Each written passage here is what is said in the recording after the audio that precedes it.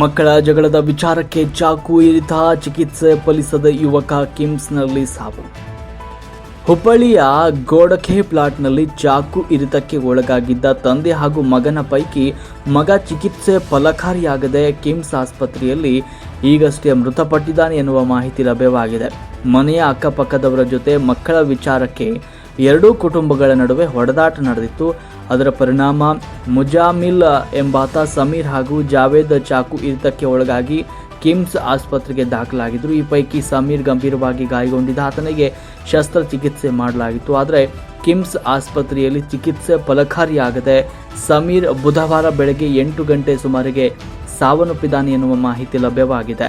ಚಾಕು ಇರಿತ ಮುಜಾಮಿಲ್ ಕಾಲಿಗೆ ಪೊಲೀಸರು ಗುಂಡೇಟು ನೀಡಿದ್ದು, ಆತನಿಗೂ ಕೂಡ ಕಿಮ್ಸ್ ಆಸ್ಪತ್ರೆಯಲ್ಲಿ ಚಿಕಿತ್ಸೆಯನ್ನು ಮುಂದುವರೆದಿದೆ. ಇನ್ನು ಹಳೆ ಹುಬ್ಬಳ್ಳಿ ಠಾಣೆಯ ಪೊಲೀಸರು ಕೊಲೆ ಪ್ರಕರಣವನ್ನು ದಾಖಲು ಮಾಡಿಕೊಂಡು ತನಿಖೆಯನ್ನು ಮುಂದುವರೆಸಿದ್ದಾರೆ. ವರದಿ ಮಾರುತಿ ಲಮಾಣಿ, ಹುಬ್ಬಳ್ಳಿ.